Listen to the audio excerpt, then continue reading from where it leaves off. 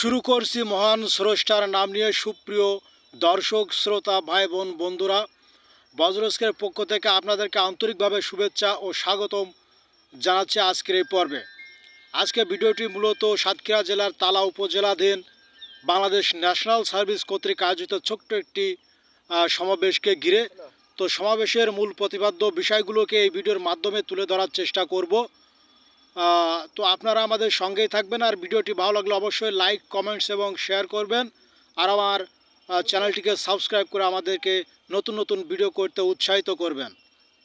সবাই হাজির হয়েছে, এই জন্য সকলকে অসংখ্য ধন্যবাদ। আসলে এত আমরা আগে যখন কমিটি করেছি তখন এত হাজির হয়নি।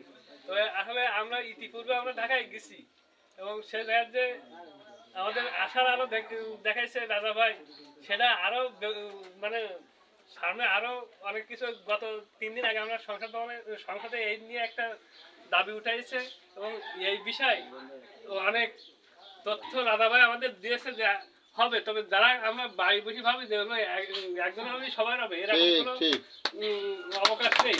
এই ধরনের একটা প্রকল্প সেম মৎস্য মন্ত্রণালয় ছিল, সে জায়গায় কর্মরত ছিল ৭৫,০০০, তার থেকে ২০,০০০, ১৮ থেকে ২০,০০০ জনের চাকরি হয়েছে। ১৬,০০০ সম্ভবত, দাদা ভাই বলেছে যেটা, যে ১৮ থেকে ২০,০০০ জনের চাকরি হয়েছে। এদের কি জন্য হয়েছে? এরা সবসময় সেম এরকম একটা ওদের একটা কমিটি ছিল এবং তারা আইনি ভাবে এবং রাজপথে রাজনৈতিক ভাবে কূটনৈতিক পর্যায়ে আলোচনার মাধ্যমে এই ১৮ থেকে ২০,০০০ জনের চাকরি হয়েছে।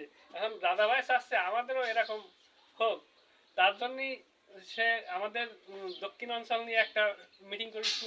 সে জায়গায় কিছু কথা আমাদের জানাইছিল, যেটা আমাদের পেজের মাধ্যমে অনেকে জানানোর চেষ্টা করেছি। আসলে আমাদের পেজেও অনেকেই নেই, যার জন্য এইগুলো আমাদের জানাতেও পারি না। আর মূলত আজকের এই বেকার যুব সমাজ বাংলাদেশ সরকারের মাননীয় প্রধানমন্ত্রী জননেত্রী শেখ হাসিনার একটি আশ্বাসের অপেক্ষায় অনেক আশা ভরা স্বপ্ন নিয়ে আজকের এই সমাবেশের আয়োজন করেছে। তো বিশেষ কি আর বলবো, আপনারা সঙ্গেই থাকুন এবং পূর্ণ ভিডিওটি দেখার চেষ্টা করুন। ভাই ও বোনেরা, আসসালামু আলাইকুম। সম্মানিত উপস্থিতি, আমরা আজকের এই ঢাকা কর্মসূচি বাস্তবায়নের লক্ষ্যে আজকের এখানে আমাদের একটা সংক্ষিপ্ত আলোচনা সভা আছে।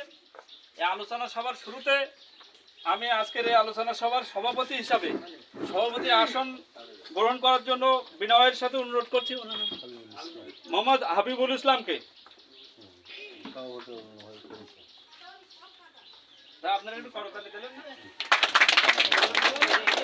বন্ধুরা, একটি দেশের শিক্ষিত বেকার যুব সমাজকে ঘরে বসিয়ে রেখে আসলে সে দেশের উন্নয়ন ত্বরান্বিত সম্ভবপর হয় না। তো এক্ষেত্রে বঙ্গবন্ধুর একটি কথা বারবার আপনাদেরকে স্মরণ করিয়ে দিতে চাই, যে বাংলাদেশের যতদিন পর্যন্ত শিক্ষিত বেকার যুব সমাজ চাকরি না পাবে, ততদিন পর্যন্ত সে দেশে আসলে উন্নয়ন সম্ভবপর হয় না।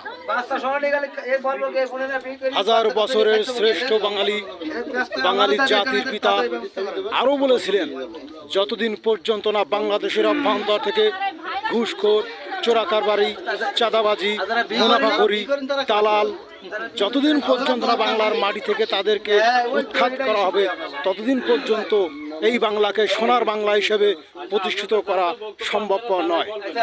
তাহলে মাননীয় প্রধানমন্ত্রী কিভাবে উন্নয়নকে ত্বরান্বিত করছেন, বাংলাদেশকে এগিয়ে নিয়ে গেছেন, যেখানে একটি বৃহৎ বেকার যুব সমাজ, যুবক ভাইরা ও বোনেরা আজকে অবহেলা ও অযত্নে তারা পড়ে আছে, তাদের কোনো প্রকার কর্মসংস্থানের ব্যবস্থা নেই। আজকে তিনি তাদেরকে আশ্বাস দিয়ে এভাবে তাদেরকে একটি পাইলটিং প্রক্রিয়ার ভিতরে নিয়ে আসার পরও তাদেরকে যেন আজকে অসহায়ত্বের ছত্রছায়ায় ফেলে রেখেছেন। তো আমি অনুরোধ জানাবো মাননীয় সরকার প্রধানকে, আপনি এই বেকার যুব সমাজকে আগে টেনে তুলুন। এই শিক্ষিত, উচ্চ শিক্ষিত বেকার যুব সমাজকে আপনি কর্মসংস্থানের প্রক্রিয়ায় নিয়ে আসুন।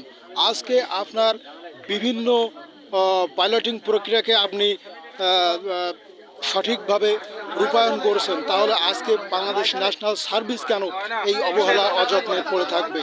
শুধুমাত্র আপনার সুদৃষ্টির অপেক্ষায় এই বেকার যুব সমাজ, এই বেকার ভাই বোনেরা আপনার মুখের দিকে তাকিয়ে আছে, তাদেরকে একটি কর্মসংস্থানের ব্যবস্থা করে দেওয়ার জন্য।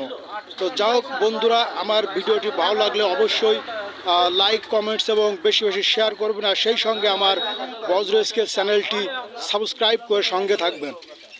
আর ভিডিওটি ভালো লাগলে অবশ্যই আমাদের উৎসাহ দিবেন, এই আশাবাদ ব্যক্ত করে আমি বজ্র স্কেলের পক্ষ থেকে বিদায় নিচ্ছি। আপনারা সবাই যে যেখানে থাকবেন ভালো থাকবেন, সুস্থ থাকবেন। ধন্যবাদ।